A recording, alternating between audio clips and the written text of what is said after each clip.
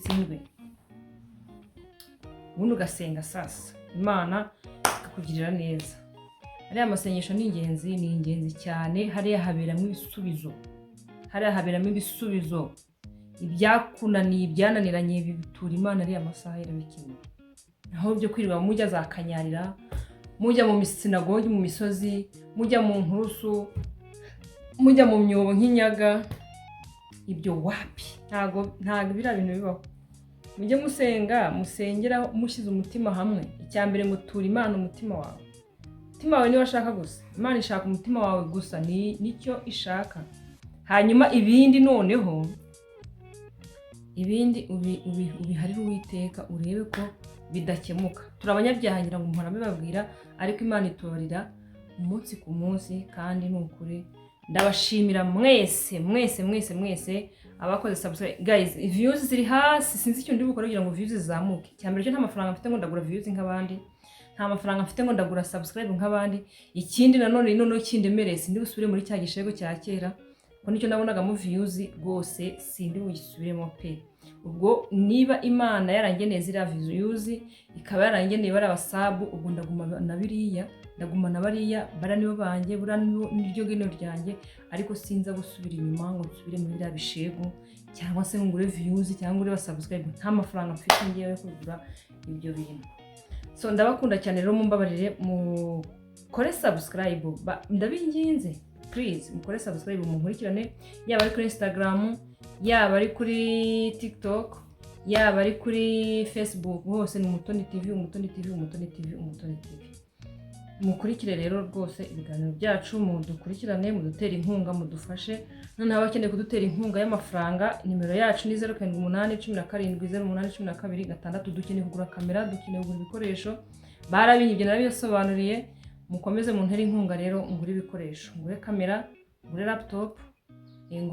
Nimero yanjye niyo ngiye, mu ntera inkunga ngure ibikoresho, ubundi mpatwiki nuko yanjye imihanda nkajya gushaka amakuru, ngatumira abantu umva hagashya. Ariko ntabwo watumira umuntu uri ukoresha telefone, ntabwo bibaho. Mu ntera inkunga rero nimero yanjye niyo ngiye kuri Momo 0788170812. Murakoze cyane. Afite umutima wo kuba bayintera inkunga nkagura ibikoresho, ubwo Imana irabakoreramo, irabaha umutima wo kumva ko nyine babikora. Utabikora nawe ntabwo twamuhatiriza gutanga niba adafite umutima, ubwo nuko. So ndabakunda cyane rero, cyane tugiye kuvuga ku bintu 2 cyangwa 3. Ngiye guhera ku Nzahuke. Pastor Claude nabonye ikiganiro akora nyine na Damuru, bari kuvuga ngo bari abana bo mu Nzahuke ngo barabirukanye. Kuki muri kubivuga nabi? Ngo yabirukanye nijoro, abandi ngo yabirukanye batabishaka. Mwumvaga muzahava ryari? Ese Claude inyungu afitemo ni iyi? Koro nta nyungu ufitemo, uri gukorera Imana mu by'ukuri. Uri gukora umugisha w'Imana gusa, nta nyungu ufitemo. Ko tubizira ko nawe utoroshye. Niba umupasiteri ububamo, niba utabubamo, niba uri umunyamakuru, kugeza izi saa sindamenya Claude ngo ni igiki mu bantu. Niba uri pasiteri, niba uri umunyamakuru, nuko kwa sindamenya pasiteri. Claude sindamumenya pe. Ntabwo ndasobanukirwa ibintu Claude akora biraho. Mbona ibintu byose ari rwivanga, ibintu byose arabyivangamo. Amatiku niyo yamurenze. Pasiteri muzima agira amatiku angana kuriya?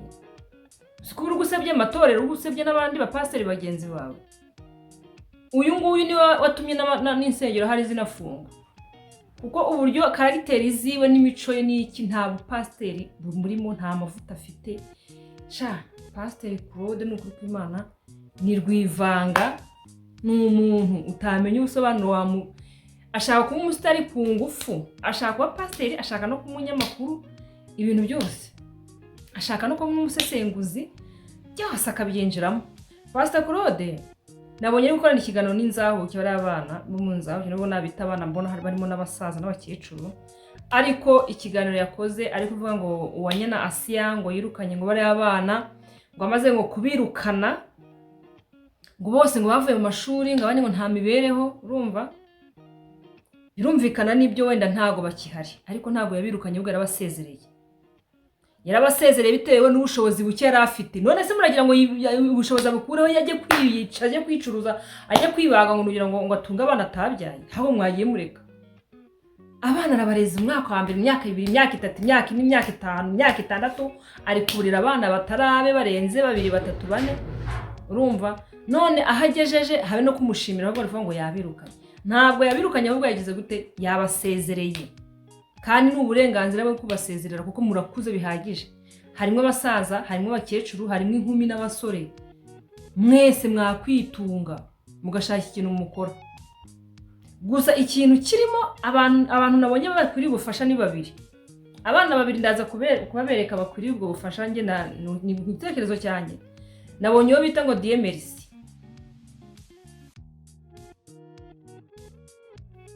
Mbona n'undi bita Elina. Bakeneye ubufasha bwo kugira gute bwo kuba bakomeza bakiga, abandi bose bakwihigira bakabona niba ari minervari ya kaminuza cyangwa se niba ari ubuyede cyangwa niba ari aya mashuri y'intuza y'imyuga, babyikorera bakihigira ko n'abasore n'abagore ariko uriya Elina n'uriya Diemerisi, abo bantu ko ari 2. Diemerisi yavuze ngo yarasigaje umwaka umwe ngarangiza secondaire, yari mu wa 6. Afite imyaka azuza imyaka 17 muri uriya mwaka mu kwa mbere n'atari mu kwa kabiri. Nuvuga ngo aracyafite imyaka 13 ariko agiye kuza 17. Yaragiye kujya mu wa 6. Uriya mwana n'ukuri ni ukwiriye ubufasha ku muntu rusigaje umwaka umwe, kandi n'uri murebye ubona ko akiri akana. Nuriya mukobwa nawe nuko. Abo bantu ko ari 2 nibo bantu bakiriye ubufasha. Naho abandi bose muri abasaza, muri abakecuru, mujye guhinga cyangwa mujye gushaka ubuyede cyangwa mujye mbese nta kintu mutakora ko murakomeye, mufite imbaraga, mwakora buri kimwe cyose mukabona ikibatunga. Mwaba ari no kwiga imyuga mwayiga, yaba ari no gukora ibintu byose mwabikora ko mufite amaboko n'amaguru, murakuze bihagije. Imyaka 30, 24, 25, uwo ngo abakiri umwana wo kurerwa kurira ku mupfakazi. Hako mwese mwagiye mushira mu gaciro. None se mwumvaga ko muzahaba kugeza ryari? Kugeza mupfuye?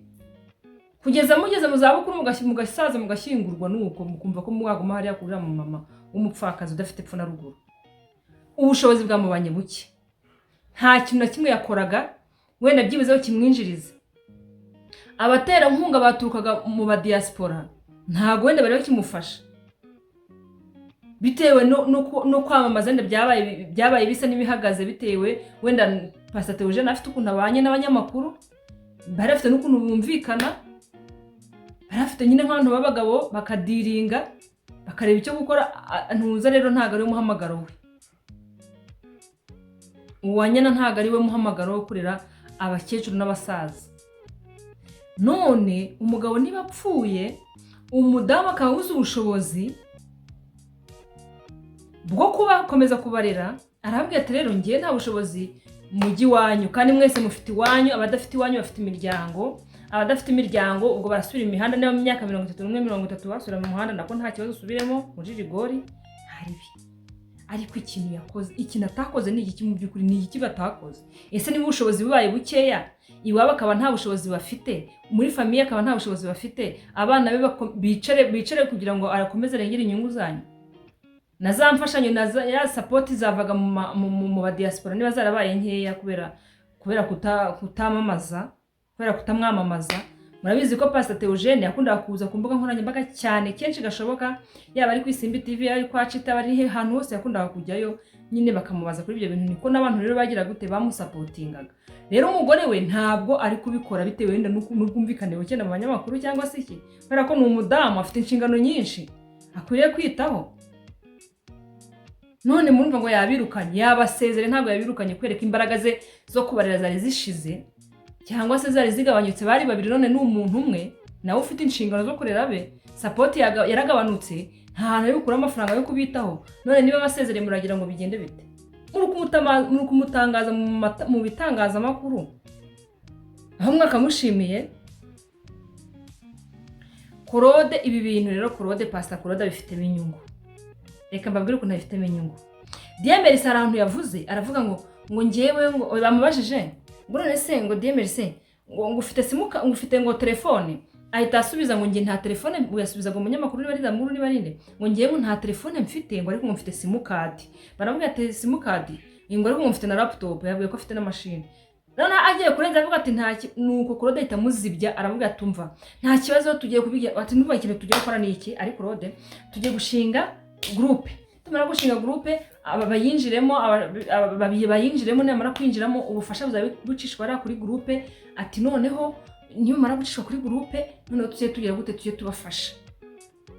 Muri icyo kintu Claude ari gushaka kurira kuri bari abana, ari gushaka kubariraho kugira ngo bagire ngo ari kubafasha kandi ari amafaranga nashaka kubariraho.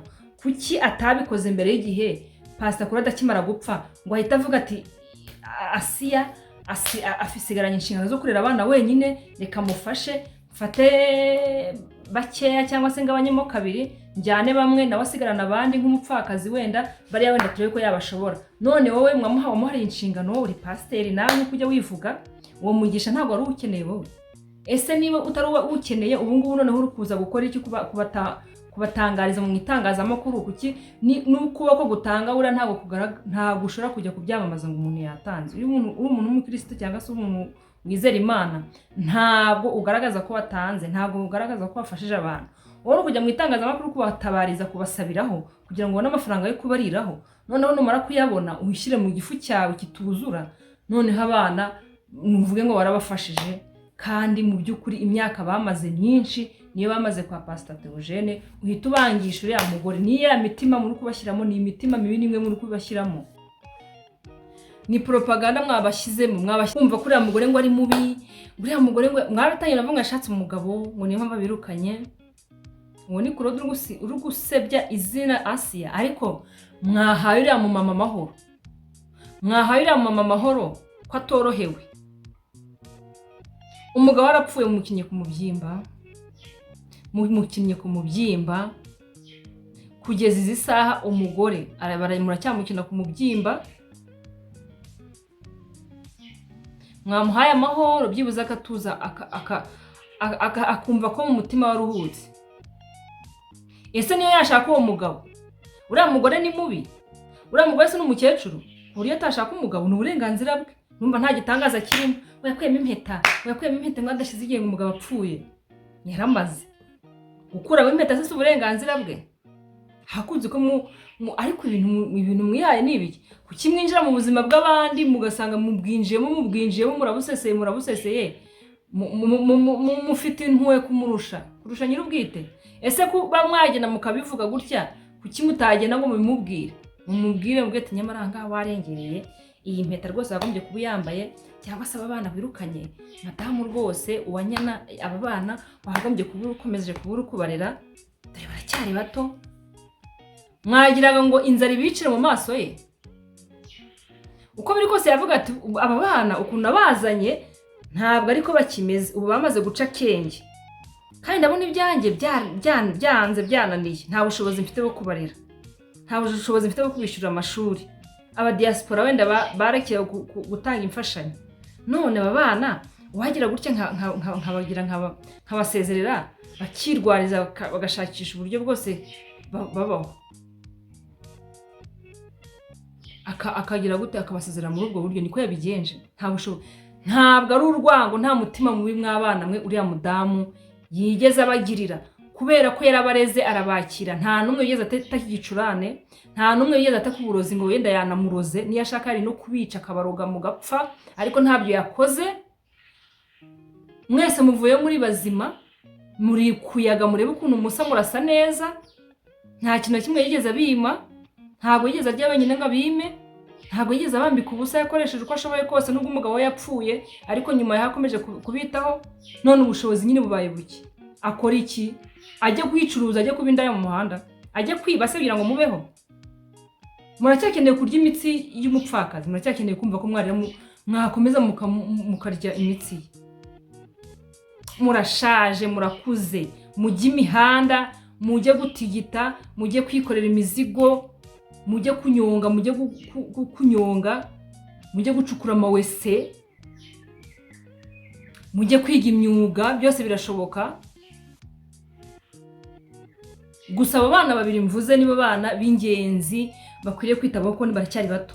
Uriya Demerisi na Elina, abo bana uko ari babiri nibo njye mbona ko rwose bakiri batoya, nibo bakiri bato, nibo bakagombye guhabwa ubufasha bwo gusubira ku ishuri. Abandi bose mujye imihanda, mujye kwiba, babafate babafunge, cyangwa se mujye kuyeda, mujye gukora ikiyede, cyangwa mujye gucukura wese, cyangwa mujye kwikorera imizigo bakarana ingufu, cyangwa mujye kwiga imyuga. Ubu ugiye Nyabugogo ukajya mu ishyirahamwe ryo guterura imizigo, usibye kurera amaboko gusa, ukajya guterura imizigo Nyabugogo, ntabwo wakusanya amafaranga mu mwaka umwe cyangwa se amezi angahe 6 ukajya kwiga imyuga. Ukaba wajya kwiga, waba uri kwiga provisoire, uri guterura iyo mizigo nijoro ugafatika ukiga, ukaziyandikira gukora provisoire, warangiza noneho wabona udufaranga ukajya gukorera perime, kiga n'imodoka muri ubwo buyede bwawe, muri ibyo byose uri gukora by'imirimo y'ingufu. Ntabwo byazaguhesha perime, ukabona perime ukajya gutwara imodoka z'abakire. Cyangwa ukajya kwiga guteka, ukajya guhereza ibiraka mu mahoteli byo guteka, cyangwa ukajya kwiga imashini, ukajya kudoda. Ariko abanje imirimo y'amaboko, ibintu byose rega n'uguhera hasi. Nuguhera hasi, ikintu cyambere no kudacika intege kandi no kugira intego. Iyo ufite intego ntucike intege, nta kintu kimwe utageraho. Mwabagabo mwe rero, mwese mwameze ubwanwa, mwameze insya, mwatera inda mukabyara, mwarera n'abandi, mwarera n'abana. Hari abantu benshi b'abadamu bafite imyaka 18 kuzamura. Hari abasore b'abagabo bafite inshingano bafite mu myaka 21.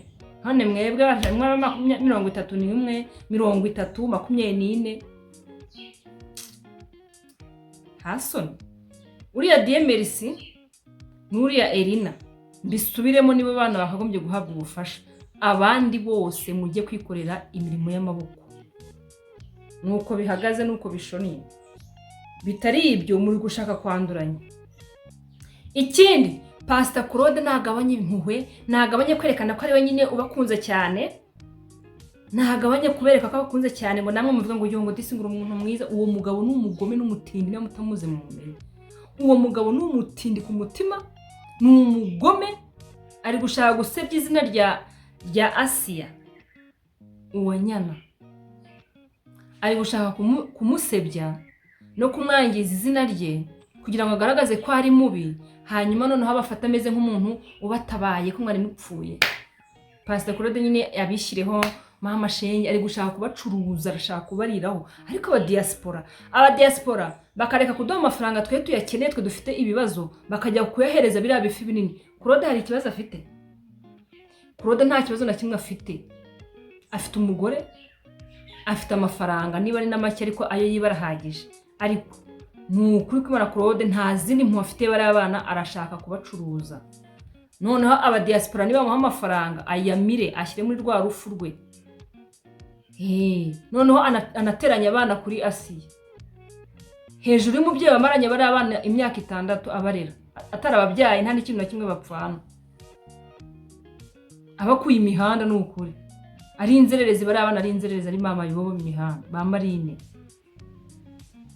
Umuntu yakwita imyaka 6 akakwikuraho kubera kwanze, cyangwa ahubwo ubushobozi yabonye bwanze, aravuga ati rero mwabana mwe rwose nta kintu kimwe mfite. Kandi bane yasanze nababwira neza nyine gushyira kubambereza mutari kuhava. Yikarumye mu buryo kugira gute, mu buryo kugira ngo muhave. Claude rero nawe ati reka mbafasha, ubagiye kubariraho shaho, kandi nta kintu na kimwe muzabona.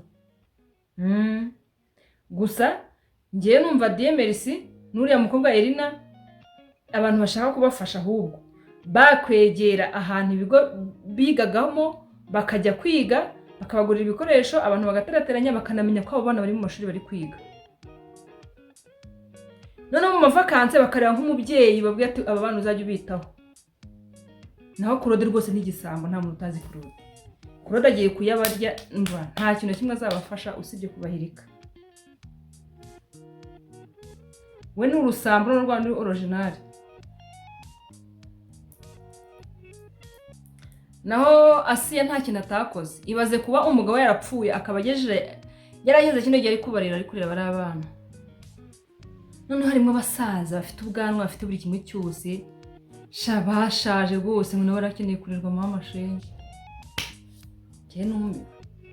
Umuntu azagira neza narangiza bamuvuge nabi bamwiturina kuki ubundi abanyarwanda mutajya mushima no kubera iki? Umuntu akugiriye neza inyiturano niyo kugenda uri kumusebya mu bantu, uriya rwose yaratwirukanye yadufashe nabi, yazanye bene wabo hano nuko atangira kubaturutisha, batangira kujya badusuzugura, nta kintu barasigaye batwijenaho, nta kintu na kimwe barasigaye batubwira, tubaga turi kumwe nabo mu modoka ntibagire ikintu bavuga kubera ko twaga turimo nyine ukabona ntago bisanzuye, ati ibintu byose byazambye aho famiye yaje. None mwagira ngo famiye ayibarutisha, famiye nyine ayirutishe mwebwe b'inzererezi mwavuye imihanda hasoni. Murabona ngiye ikintu cyambabaje n'ukuntu yabakuye imihanda akabarera mugakura mu myaka 6 niyo yabura uruhinja umaze kumenya kwitamika we, abakuye mu mihanda muri abana imyaka 6 irashize none ngo yabirukanye, mwashaka kuhaba kugeza ryari? None Korode bareka bashuke, Korode reka bashuke abacuruze, none muzaba mumbwira ikirimo. Iyo nimero kubwira iki yanze ko DMRC ayitanga. DMRC yagiye kuyivuga umugabo aranga ayitanguranwa ngo yango muri groupe ngo nibyo byiza ngo nimbo tubafashirizamo ngo nibyo bizaba byiza birenze. Arabacuruje karabaye. Mwabantu mwe mwaba diaspora mwe mwabagira neza mwe. Mumenye neza ko no gutanga bujiji nabyo ari icyaha. Wowe urahereza umuntu Pastor Claude umusesenguza umunyamakuru nk'uriya ufata ibintu byose nta hantu namwe abarizwa, umuhaye amafaranga ari inzererezi nawe amafaranga urumva ari yageze kuri bari abana, aho kugira ngo muyageze kuri bari abana mwebwe ubwanyu mwatanga ibitekerezo mukavuga bati aba bana nibajye ku mashuri yabo twe tubashakira ibikoresho cyangwa se abana tubwira ibikoresho bashaka, mugatoranyamo umuntu uyu umwe akabitaho akabikurikirana byose, ariko bitanyuze kuri Pastor Claude rwose. Pastor Claude arayabarya pe, kandi ndababwiza ukuri simuzi ndaha muzamubimbwira, reka mumuhe icyizere.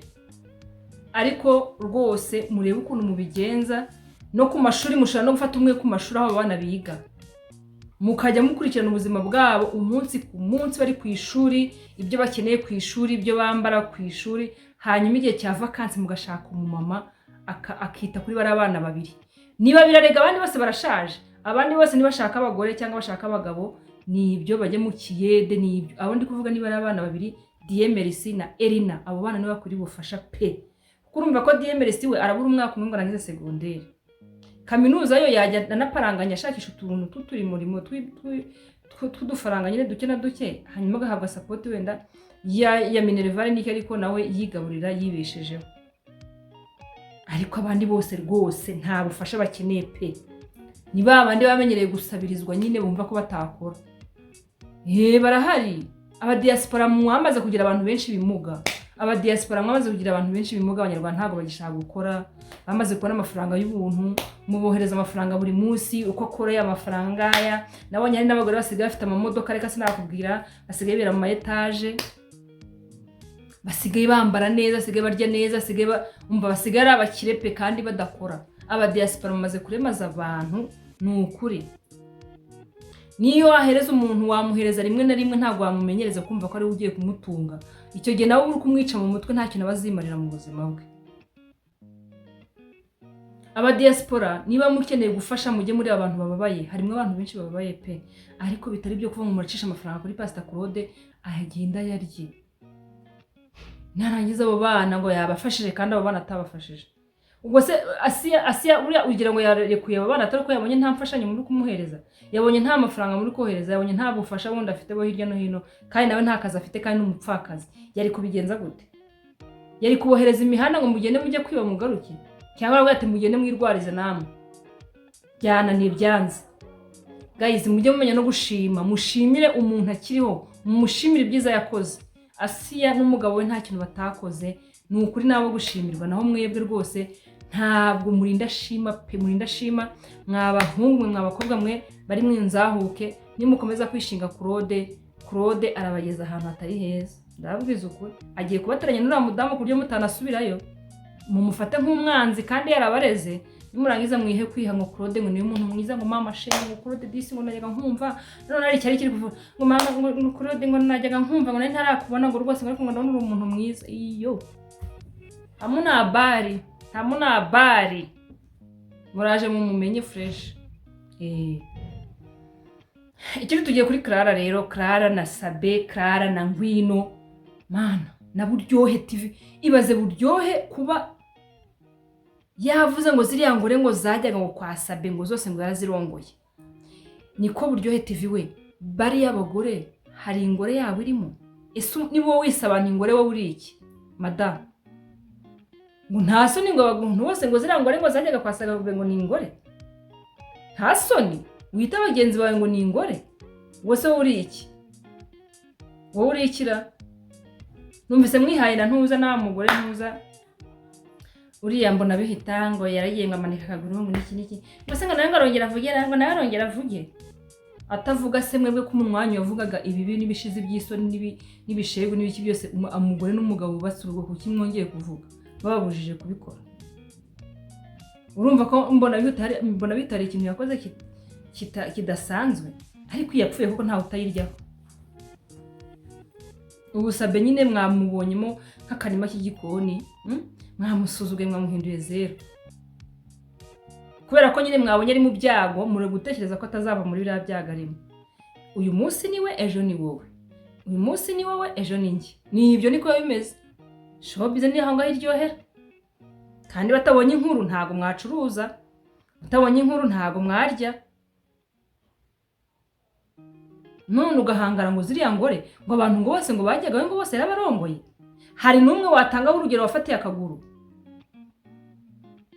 aregara ndi mu bantu bagiyeyo n'ukuntu Sabe bari kumurenganya n'ibintu byambabaje Sabe n'umwana mwiza ku rwego mudashobora kumva ngiyewe yankoresheje ikiganiro ninagasabye kayago karanga ibaza imyaka ine ndi gusaba yago ikiganiro kayago kanyiryaho karabyanga karakatsenzi cyane kagatwe kabi n'ubwinyo buconze nk'ibati nk'ubwifuko burabwinyo bwo hasi umeze nk'ubucukurikira ibijumba yego yarambabaje ndabwira yego wamfashije basi kama ikiganiro ni yego aranga myaka ine yose sha none Sabe we ntani kandi bavuga Sabe rirata nta n'icyumweru cyashize mbimusabye Sabe ni umuntu w'ingenzi ku bantu benshi kuko yafashije benshi abantu b'indashima nimwe muri bugaye Sabe naho Buryohe TV rwose ibyo muri kwivugisha ngo ziriya ngore ngo buriya ngo ziriya zose ngo ni indaya ngo bariya bose ngo bajya kwa Sabe ngo buriya ngo bose arabarongora hari uwafashije akaguru ese niyo yabarongora bwo hari uwazanye igikomere ngo akubwire ngo mvura hari uwazanye igikomere ngo akutakirewe mada nawe wa mugabo w'indaya uriya mugabo wawe ni indaya niba utabizi mwambabaje ku rwego rwo hejuru mbese ngiye nabafashe nk'abasazi nabonye mwarasaze n'ukuri mwarasaze pe muri abasazi bigendera haso ni muhangare muvuge ngo ziriya ngore ese bwo bwenge madamu wawe ngo afite ngo nubuhema wowe kuguma mu rugo abandi twego turi bicucu twe tudafite ngo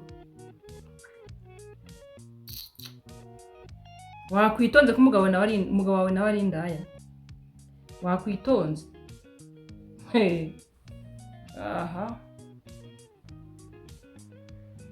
izo ngore iryo jambo avuze ngo izo ingore iriya jambo ryandiye mu mutwe rirankorogosora numva duhuye naguceka shaho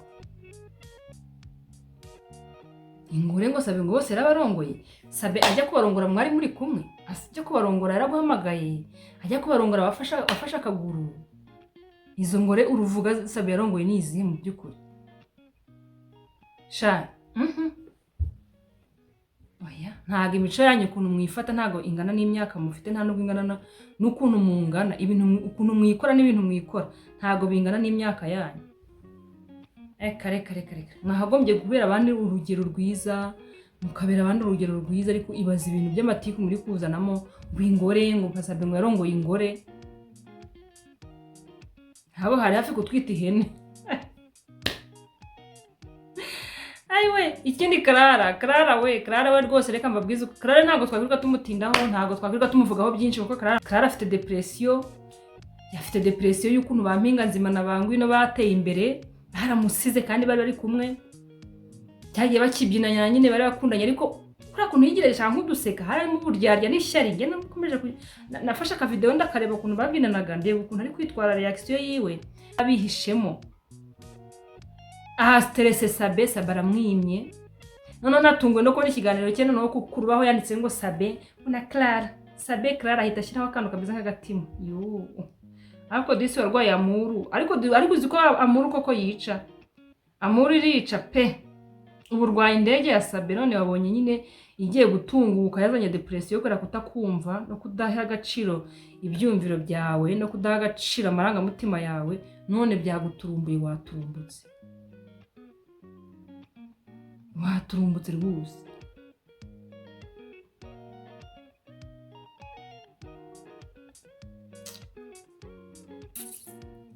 Ngo Sabe ngo yasabanye na ngwino. Mwabantu mwe covid wariri yari hasi ko numvise ngo bari no kuva no kwa mukuru wa ngwino ngo hano rwampara gumusura umukuru w'abampinga asambaniye hari muri iriya ntuzo muri muhanda, hari kumanywa ngo saa 5 basambaniye hari koko. Ese izo video zindi wazizanye mada, wazanye izo video ibintu bikajya mu mukiro naho ko tubite tuvuga ngo nibuze hari ukuntu bigenze rwose wabikoze neza, video nyizi rwose nta kindi twabibonye ukazigaragaza. Ariko bitari ibyo iriya nkuru yawe irabishye, nta kintu kirimo usibye gusebanya n'ishyari n'urwango na depression n'ubusazi bwawe wifitemo bwo kwanga iriya miryango. Nta kindi cyambere cyo ntiri mushiki wa Sabe, nturi mubyara wa Sabe, nturi nyirasenye, nturi umwe mu muryango wa Basabe. Ikindi impinga nzima nta kintu mupfana, ntabwo uri mukuru we, nturi murumuna we, ntabwo uri mubyara we, nta kintu kimwe mupfana nabo, uri umugenzi nk'abandi bose. Hanyuma iriya miryango ikurebamo iki? Basambana batasambana ko ari uburenganzira bwabo, uraza ubabaza iki? Ese ni mpufite uriya muryango? Twakumenye ibintu byose uri gukora, ibintu byose uri kwigira, nta kuri kurimo, ni ishyari n'urwango, depression. Amuru warwaye akadege, warwariye Sabe indege, urwara ishyari kubera ko mpinga nzima na ngwino bari gutera imbere, bakurushije views, bakurusha abasabu kandi mwari muri kumwe. Sabe nawe arakwanga, yanga communication yawe nawe akwikura washaka kugira ngo mugira n'umubano udasanzwe. Hanyuma byose urabiterateranya rero ubonye ugiye kuzaturika, uravuga utereka njye mpimba ibingi wenda naruhuka, yenda nabona izo views nabona abasabu. None koko bya bintu nibyo amatiku cyo atuma ngo abantu babona views na sub. Ariko se uratekereza ko uri umuziranenge madam? Hajya ngo umunyabwenge kwera ko wubase urugo ejo n'ejo bundi bishora kwanga. Wicara ubizi ko bishora kwanga, isaha n'isaha bishora kwanga. Ikindi Sabe na ngwino ko babikora n'uburenganzira bwabo n'ibyabo, nta minero urimo, nta mwana urimo, nta ruhinja rurimo. Kandi ntibazabikora ngo mutonekare ngo mwumve ko ibyanye ari byo bitonekaye kandi bakoresheje ibyabo. Umugabo wa ngwino ngo yajya kurongora ngo umugore ngo w'igisenyi ngo ngwino ngo arabimenya ngo ahita yihimura kuri Sabe. Yaramaze. Yaramaze niba byaranabaye yarakoze. Ujye muvana ibintu by'amatiku aho ngaho. Ariko umuntu nkabona ngo yambara mini ngo ngwino, nkabona ko yambara ngo mini bamugura imodoka, wabona ngo ngo bazamugurira n'inzu. Bikurya he kuba umugabo yagurira umugore utaruwe inzu cyangwa imodoka? Harano namwe bikurya. Nawe wowe uzi umuntu bikugurira, nawe bazabikugurira, cyangwa se niba icyawe kibishye bakaba nta muntu ushobora kukirebaho. Ntabwo ibyo bitureba. Ariko ntabwo ari byiza kugira ngo ugire gute winjire mu ngo z'abandi uza n'amatiku uza n'iki, ibintu by'ibinyoma birabo byambaye ubusa. Ubwo urumva ko nyine wabaye intwari, wabaye umugore nyine ufite ubwenge, uzi gushaka amakuru, uzi gucukumbura, ibintu byose yabishyize hanze. Ibihese biri kuri igicushu mu mutwe, ikigo ry'Imana, kubera ko ibintu wazanye nta kintu kirimo. Twagufashe nkaho mu mutwe wawe nawe hari nk'ingunguru iri mu busa, iraduhera nta kintu kirimo. uzazane video ngo yarahanutse, kutazanye video ari guhanuka. Wazanye video aryamye hasi kandi kuriya kuryama nawe ubwawe wasitara ukagwa ndetse ukarugusha n'ayo menyo n'umuntu. Accident ntitaba. Nta bantu bari mwumva bapfuye baguye muri dushe. Nta bantu se bari mwumva bapfuye bakagwa imbere y'umuryango bisanzwe bagapfa. Kugwa ni accident nk'izindi zose. Kuba yaguye mu muhanda ngo inande bakamufata nta bintu biranye. Ngwino ngo yaramugambaniye ngo buriya ngo yagira ngo nyine ngo umugore we ngo abimenye, ngo umugore ngo wasabye ngo abimenye, namara kumenye ngo ahite ngo ahita agenda ngo yango kara akagambane ka Ngwino. Kubera ko yasenye ngo arashagira ngo na uriya mugore nawe ngo asenye agende ahita abona ukuntu asigara na Sabe.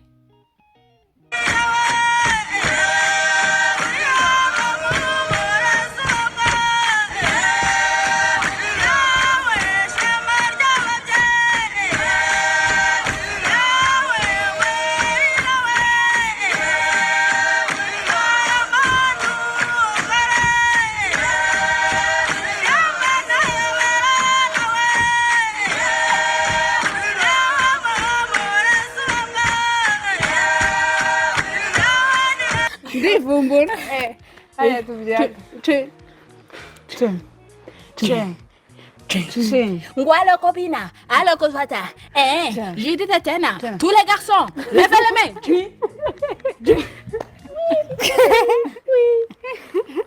Usko uzanga gitara. Akomana. TikTok jangan channel. Come on.